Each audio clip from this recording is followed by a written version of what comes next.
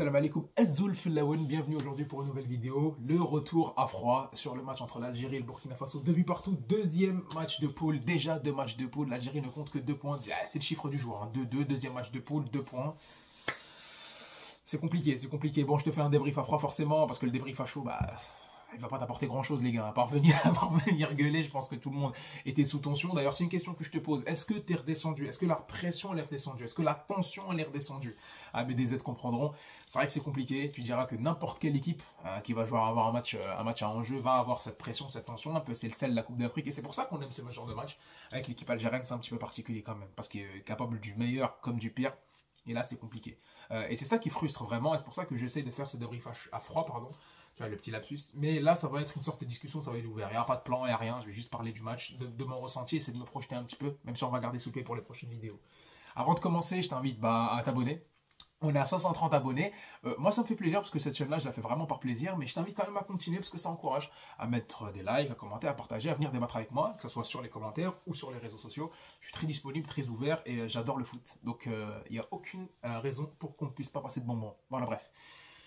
Ah là là là, le Burkina Faso. Le Burkina Faso, alors je vais commencer très rapidement pour parler d'eux. Le contexte du match, bon, on va pas le refaire, fallait absolument gagner. Tu t'es un petit peu cagué sur le premier match avec un adversaire très faible, donc c'est doublement frustrant. Tu gagnes pas alors que tu étais censé gagner, et en voyant qu'ils ont absolument rien, au-delà d'un pénalty que tu leur donnes. Donc il fallait absolument remettre les pendules à l'heure déjà pour ton statut, pour ta confiance, et parce que il faut gagner, parce que tu étais à un point et le Burkina il gagne à la dernière seconde.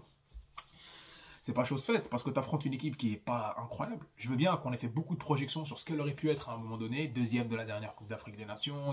C'est la seule équipe qui nous a vraiment fait tressailler pendant les 35 matchs sans défaite. Cette fameuse série qui nous a peut-être fait plus de mal que de bien. Je te dis plus de mal que de bien parce que tu finissais tes matchs avec plus l'envie de ne pas perdre que l'envie de gagner. Et ça arrive à tout le monde. C'est arrivé à l'Italie, c'est arrivé à l'Algérie, c'est arrivé à l'Argentine. Les 3 dernières équipes, on va dire au classement, 35, 36, 37 matchs. Et c'est là où, entre guillemets, peut-être qu'on a un peu surévalué, nous, les supporters de cette équipe du Burkina Faso. Sauf que toi, quand tu l'as surévalué, mais allez, parce que tu es dans la tension, tu es dans l'attente, c'est peut-être pas tout le monde qui suit le foot à fond. Sauf que tu es le coach, là, c'est différent. Et j'ai remarqué une petite frilosité qui m'a un peu dérangé. Que ce soit dans les déclarations, que ce soit même dans le choix de la compo, que ce soit même dans reconduire certains joueurs, on aura l'occasion d'en parler. Dire que c'est un match important, pas capital. Quand tu analyses bien cette équipe, tu vois qu'ils sont pas dangereux. Quand tu vois le match qu'ils ont fait face à la Mauritanie, tu vois qu'ils sont pas dangereux. Tu vois, et notamment sur les relances.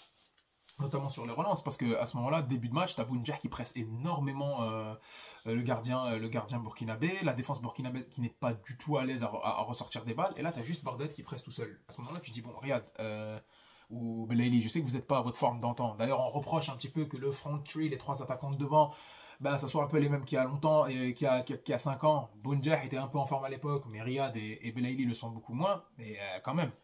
On est un milieu à 3, faites un peu le pressing, comptez sur vos 2 numéros 8 derrière qui sont Zerouki et Fegouli, là d'ailleurs je vais en parler, pour essayer de vous aider. Sauf que c'était pas le cas, et on avait Bardet tout seul face à un goal, les 3 défenseurs centraux, tout seul leur mettre la misère, et on voyait qu'à chaque fois que c'était fébrile et qu'il n'y avait absolument rien. Moi j'étais là, je me dis, mais il n'y a rien qui. En voyant ça, t'as pas le droit de faire autre chose qu'une victoire. C'est même insultant de pas marquer un but sur les 20 premières minutes, t'as des occasions. L'arbitrage, je vais y accorder 1 minute à la fin. Voilà, juste comme ça, l'arbitrage, penalty, je vais accorder 1 minute à la fin. Voilà, comme ça, c'est clair. J'aime pas parler de ça. Il y a un petit truc à dire, mais on va pas faire plus. Tu vois. Et dans ta composition d'équipe, tu avais des joueurs qui étaient vraiment attendus. Tu as reconduit un Mahrez, tu as reconduit, bon, Belaïli, c'est un peu logique. Tu as reconduit un Mahrez qui est ton capitaine, c'est normal. Il a fait quelques petits efforts défensifs, il a essayé de se réaxer un petit peu, mais on l'a pas vu vraiment se projeter, on l'a pas vu prendre les devants, on l'a pas vu utiliser sa qualité de passe, sa qualité de balle. Il s'est un peu moins caché, mais quand même, ça reste très très insuffisant de ce qu'on peut lui demander. Et encore une fois, je corrèle ça avec la faiblesse en face, quoi. Tu vois, c'est ça qui frustre en fait, c'est que l'adversaire il est faible, tu peux le tuer sportivement, mais tu ne le fais pas. Et c'est ça qui est énervant. Et pour suppléer ça, on te met un milieu de terrain, Fegouli, Zerouki, Bentaleb. Bon, c'était peut-être la composition de milieu de terrain, peut-être la moins intéressante à mettre, personnellement. Bentaleb, tu le reconduis parce que tu cherches ton numéro 6, mais on le voit qu'il est de moins en moins serein dans ses prises de balles. Il rayonne à Lille, c'est impressionnant, mais quand il joue avec l'équipe nationale algérienne, il y a énormément de pression, il n'arrive plus à se retourner, il n'arrive plus à s'orienter. Même quand il reçoit la balle, il n'est plus de 3 quarts comme avant, alors que c'était ça qu'on aimait chez lui. Hein. C'est de pouvoir se mettre en 3 quarts avancés, ou même s'il le reçoit dos au but, et avec son 1m87 et son physique, savoir faire des belles feintes, bloquer le joueur en étant bien gainé et repartir. Là, il n'arrive absolument pas à le faire, face à des joueurs qui pressent moins bien, face à des joueurs qui sont moins disciplinés tactiquement. Quoi, tu fais ça face au PSG, tu fais ça en Ligue 1, tu sais pas faire ça face à un mec du Burkina et de l'Angola, c'est compliqué. Et ça, c'est la gestion émotionnelle. Et on revient avec ce mot-là de frilosité, de cette nervosité. T'as Ramis Zerouki qui fait le taf, qui se positionne bien techniquement, qui essaie de ratisser des ballons, mais c'est très yaourt nature, comme dirait l'autre. C'est très passe latérale, ça se projette très difficilement. Malgré tout, je trouvais que c'était le seul qui proposait un petit peu entre les lignes, qui proposait des positions de passe intéressantes. Et bah, comme on était frileux, bah, à chaque fois on cherchait le latéral. On cherchait le latéral, on cherchait sur le côté. On cherchait des passes vraiment pas dangereuses. Et on laissait cette équipe du Burkina Faso qui, elle, avait remporté son premier match, qui, elle, n'était pas dans l'obligation de te battre, même s'ils voulaient te battre, mais je pense que eux, un match nul au début du match, même si le scénario ne leur convient pas à la fin, ils signent tout de suite. Bah, cette équipe du Burkina Faso, elle t'attend, elle se repositionne sur les rares incursions un petit peu de contre où ils peuvent un petit peu être un peu désorganisés, là où tu pourras en profiter pour construire plus vite, tu le fais pas parce que tu es frileux, tu es nerveux, la gestion émotionnelle. Tu le vois, un Fegouli qui a du mal à apporter, même si je trouvais que dans ses déplacements au début c'était intéressant, un petit peu dans le demi-espace, accès droit, en permettant à Riyad Mahrez de rentrer. Tu sais qu'un Rattal prendra à l'extérieur et lui pourrait être un petit peu entre les deux en faisant un appel vertical. D'ailleurs, il fait une bonne frappe au début. Donc tu dis, ah tiens, il fait peut-être le travail qu'un Shaibin a fait, mais peut-être avec un peu plus d'efficacité technique. Sauf que ça a duré quelques minutes et ça n'a pas marché après. On l'a vu transparent, collé un peu à Riyad Mahrez, très peu de ballons touchés, très peu de vivacité. Et c'est normal, il n'est plus à la forme qu'il avait avant. C'est un joueur maintenant qui a fait aussi un certain choix sportif en signant dans un club en Turquie où il se maintient. Mais est-ce que c'est vraiment haut niveau pour être titulaire en équipe nationale algérienne? Je veux bien qu'il ait fait un beau match face au Sénégal, mais est-ce que tu peux capitaliser là-dessus? Tu vois, un mec comme Sofiane Fegouli maintenant, c'est un joueur que si tu as un milieu de terrain qui tourne bien, bien agressif, qui travaille bien, tu peux le faire rentrer pour apporter du contrôle, pour apporter sur les 15-20 dernières minutes, apporter de la grinta, de la personnalité, de la mentalité. Je sais qu'il est très important dans un groupe, mais de là à le mettre titulaire, compliqué. Même si c'était pas prévu parce qu'il y a blessure de Benasser, etc. Mais c'est compliqué. Tu vois. Donc sur ce milieu de terrain là. La défense, maintenant on va parler vite fait par rapport à la compo. Moi la défense, c'est entre guillemets ta meilleure défense que tu peux aligner, entre de grosses guillemets. Tu vois. Sauf que là tu te rends compte que le rendement il est pas bon. Parce que sur le premier but, bah, au-delà que Fegouli et Mahrez ne pressent pas sur le centreur, d'ailleurs là c'est une insulte complète. Hein. Encore une fois, je sais pas ce qu'ils attendent. C'est une sorte de passivité et de frilosité, je vais revenir à ce mot là. Tu comprends pas pourquoi ils le font pas. Au début du match, je vous l'ai dit en début de vidéo, Bounja, il pressait seul. Ok, là, face à l'attaque, tu dis on veut pas trop s'ouvrir, et peut-être ils ont peur de se faire exploser en contre, etc. Sauf que là, ils sont dans ton camp, ils passent, t'as Mahrez qui presse pas, t'as Fegouli qui presse pas. Il y a un super centre du joueur burkinabé. Il fait une transversale incroyable pour son attaquant. Et à ce moment-là, tu as une erreur de placement. Aït Nouri et Ben Sebani, ils savent pas qui doit prendre le défenseur. Les défenseurs, ils doivent pas. Quel attaquant comment ils vont le prendre? Putain, je vais y arriver. Voilà. Mandy aussi, je trouvais dans le match. Il n'a pas été dégueulasse, mais dans son placement, dans la mentalité, dans ce que tu dois transmettre en tant que défenseur central, en tant que leader de la défense, en tant que vice-capitaine sur le terrain, c'est un petit peu compliqué. Donc l'alliance de ces joueurs-là, c'est dur. Un mec comme Youssef Attal, avec ses problèmes qu'on a dit, c'est compliqué aussi. Il y est plus physiquement, ça fait 2 mois qu'il joue plus, il est plus explosif, et c'est assez caricatural un joueur comme Attal, parce que il fait très bien une seule chose. Tu vois, il est très bon dans son explosivité, dans son dribble extérieur, dans la projection. Là, il le fait très bien. Mais quand il n'a pas la capacité physique, c'est compliqué. Tu vois, c'est pas un latéral qui a un pied très très bon pour essayer de jouer un petit peu. On va dire, bah, ok, t'as pas la qualité physique, mais t'as encore la qualité technique. Tu peux faire des bons centres de loin, tu peux bien combiner, tu peux rentrer au milieu de terrain pour apporter un petit peu de la présence et peut-être un peu de surnombre au milieu de terrain. Il sait pas faire ça. Ce qui fait que bah, on l'a vu essayer de faire ce qu'il sait faire d'habitude, sauf que bah, forcément, tu n'y es plus physiquement, tu n'as plus le rythme et tu te rates complètement. Et défensivement, il a pris l'eau. Et quand tu as une défense centrale, Ben Sebaini Mandi, qui pose beaucoup de problèmes, je pense, parce que individuellement, je trouve qu'ils ont des bonnes qualités, mais ensemble, ça le fait pas. Déjà, ça marchait pas en 2017, ça marchait pas maintenant. Quand tu vois l'équipe Aprime du Togo se plaindre de toi, quand tu vois le Burundi se plaindre de ta défense, tu te dis, ouais, frérot, c'est dur quoi. Problème de placement. Ben Sebaini, ça galère un petit peu dès lors qu'il a de la responsabilité défensive dans l'axe au Borussia. Mandi, peut-être, je pense, c'est la compétition de trop, perso pour lui. Et l'alliance de ces deux joueurs-là, c'est compliqué. L'alliance de ces joueurs-là, c'est compliqué. Et quand tu vois un match qui se déroule comme ça, bah, finalement, bah, t'es fébrile. Premier centre, but 1-0. Alors que t'as une première mi-temps où ils ont absolument rien en face, que t'as eu des occasions, t'as manqué d'efficacité, t'as un Bounja qui a proposé des occasions, t'as un Belaïli. Mais tu manques d'efficacité, t'arrives pas à concrétiser, et bon, tu dis c'est pas grave, on peut capitaliser là-dessus, et le pire truc arrive quand tu te prends le but à la 47e minute, dans le temps additionnel de la première période. En plus, le coup du sort, c'est que t'es à un crampon de hors-jeu, tu enlèves le crampon là de Mandy, tu vois, c'est pas un vissé, c'est un truc en plastique, tu l'enlèves, il n'y a pas hors-jeu. Il y a hors-jeu, pardon. C'est ouf, mais bon, entre guillemets, c'est mérité, parce que ils ont rien eu, certes, mais t'as pas fait preuve d'efficacité. On attendait des changements par rapport à la deuxième période.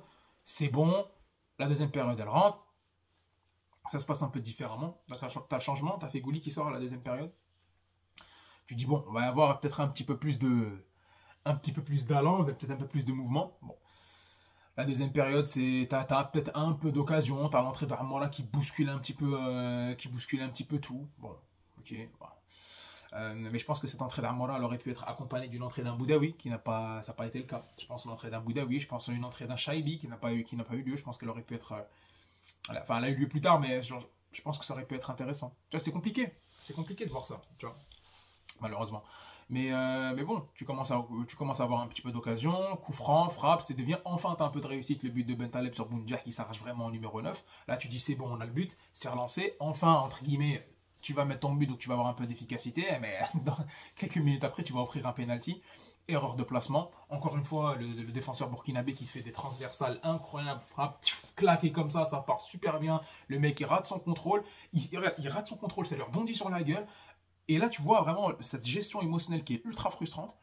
À ce moment-là, Ait Nouri, au lieu de contrôler la balle ou cadrer tout simplement, il va aller te ramasser le joueur et prendre le penalty. Là, les gens qui se plaignent de l'arbitrage, non frérot, le penalty il y est 2000%. Il a pris tout le temps pour être sûr de ne pas te léser, le penalty il y est à 2000%. Voilà, tu peux te plaindre que toi, il n'y a pas eu penalty. Bah, on va la faire maintenant, la minute arbitrage. Tu peux te plaindre toi qu'il n'y a pas eu penalty sur Bounja au début. Oui, ok. Mais c'est pas un scandale s'il ne te le donne pas non plus. Ce qui est scandale, c'est qu'il ne vérifie pas la VAR. Au même titre que la frappe d'Armora sur le défenseur burkinabé ou sur le dribble de Ounas avec la main du défenseur burkinabé. Là, c'est scandale parce qu'il ne va pas voir. Ça, c'est frustrant. Par contre, en vrai, qu'il ne te les donne pas, bon, tu peux dire que oui, ça, parce qu'à chaque fois, ça rebondit sur une partie du corps avant de toucher la main. Là, c'est compliqué. Oui. Sauf que j'ai pas envie d'être dans la suranalyse en mode ouais, on parle pas d'arbitrage, etc. L'arbitre, il a été bon de façon globale. L'arbitrage dans cette Coupe d'Afrique, ça a été bon. Qu'on vérifie pas la VAR, c'est frustrant. Mais c'est pas des pénaltys scandaleux, personnellement. Par contre, nous, ce qu'on a donné, ils le sont, il n'y a aucune discussion. Tu vois. Bon. Et à ce moment-là, c'est ta responsabilité à toi d'aller inscrire un but. Ta responsabilité à toi d'aller dominer une équipe aussi faible qui te propose rien et qui réagit que par contre. Qui a eu quelques petites occasions, tu vas leur donner le penalty, 2-1, et ils continuent à pousser, mais c'est vraiment familique, ils n'ont pas grand-chose. Toi, tu as l'entrée d'un Mola qui bouscule un peu tout, tu as l'entrée d'un Ounas avec enfin la sortie d'un Riyad Mahrez qui était très transparent. Alors, encore une fois, gars, je fais mon débrief, j'en parle même pas, parce que j'oublie qu'il était là, en fait. J'oublie. Mais tu essaies de bouger, tu essaies d'avoir des petites occasions, tu as du mal à concrétiser, tu as une équipe du Burkina Faso qui retient, qui tient, et tu es obligé d'attendre la 95e minute. Là, c'est la tension. Enfin, un coup de pied arrêté bien frappé par un Ounas. Alors, j'ai entendu beaucoup de gens dire ouais, heureusement c'est Shaibi qui frappe pas le coup de pied arrêté. Ok, Shaibi, faut se rendre compte d'un truc, il n'est pas dans sa compétition. Première canne. C'est un jeune joueur qui a besoin de référence. Quand il arrive dans une équipe, je pense que c'est extrêmement tendu dans la gestion émotionnelle. Dès que je finis de parler du match, je vais en parler rapidement parce que c'était un petit peu le fil rouge de toute la vidéo en parlant de frilosité. C'est exactement le cas en fait. Donc tu as un corner, peut-être de Bounja, il te sauve.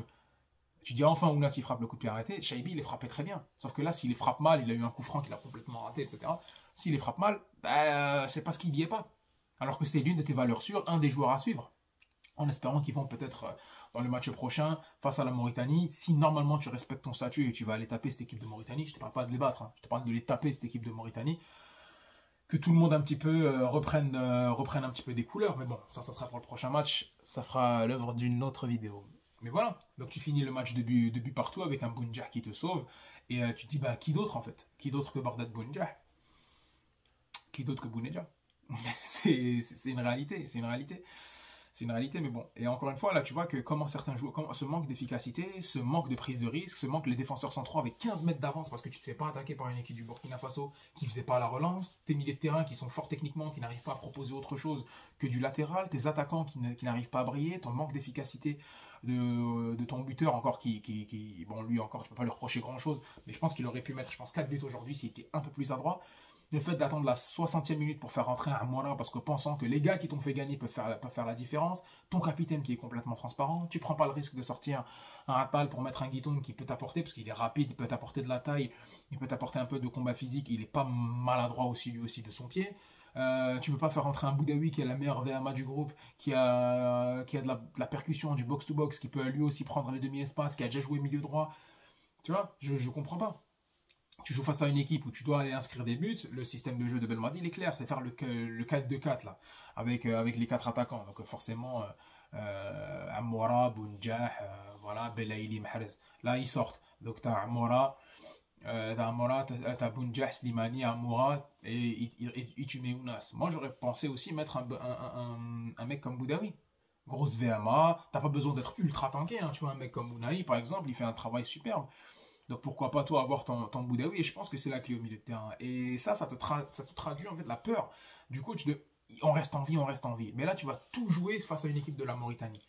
Alors qu'une équipe du Burkina Faso qui t'a juste attendu, qui a inscrit sur des occasions que tu lui as données, tu n'as rien fait contre elle. Tu vois. C'est vrai que là, c'est vrai que c'est un débrief un peu brouillon parce que là, c'est à cœur ouvert. Et je dis les choses, je déballe. Ça, clairement, mais il y a beaucoup de choses qui ne vont pas dans cette équipe pour l'instant. Et c'est encore une fois, je le répète, c'est pas techniquement, c'est pas tactiquement. Enfin, si, un peu tactiquement, mais c'est dans les têtes. C'est dans les têtes. Mais bref, bon, il y a beaucoup de choses à dire sur ce match-là. J'espère que vous avez apprécié la vidéo. On est déjà quand même à 16 minutes déjà de vidéo. J'espère que vous avez apprécié cette vidéo. Il y a pas mal de choses. On fera une vidéo sur Riyad Mahrez, on fera une vidéo sur la gestion émotionnelle d'Abel Madi. Là, on en a parlé un petit peu en filigrane de cette vidéo en disant que je pense qu'il aurait pu prendre plus de risques. Je pense qu'il aurait plus pris son courage. Parce que là, tu as des matchs, le match qui arrive, là maintenant, tu en as deux qui sont passés. Le premier, on va dire que c'est une erreur. Le deuxième, de la confirmation, ça a été encore une erreur. Sauf que là, il faut prendre des décisions. Et c'est là où on a besoin de Jamel, on a besoin de coaching. Si un joueur il est pas bon, Mahrez il est sorti à la 75e minute aujourd'hui, la prochaine fois s'il mérite, il sort à la 60e, rien à foutre des statuts. Si Belaïli il est cramé à la 60e, je sais qu'il peut faire un coup de patte, c'est pas grave. Amoura de toute façon doit être titulaire. Tu fais rentrer un Chebi plus tôt, tu fais rentrer un Boudaoui cette fois-ci. Peut-être le retour d'un Benasser. Peut-être essayer de changer de système de jeu dans le match. Faire un 4-2-4 quand tu dois presser une équipe comme la Mauritanie, le Burkina ou l'Angola qui sont très mauvaises à la relance. Il faut réagir. Moi, je vois une équipe du Burkina Faso qui réagit, une équipe de l'Angola qui a réagi tactiquement. Et nous, on a eu un peu de mal. Tu vas compter sur tes individualités. Ça, c'est quelque chose qu'on n'a pas envie et qu'on n'a pas besoin. Mais bref, ça, c'était pour le retour à froid de ce match-là. Ce que j'ai pensé. C'est un peu à l'image du match parce qu'on est passé par toutes les émotions. En tout cas, j'espère que vous avez apprécié. On se voit très très vite pour une nouvelle vidéo. Salut.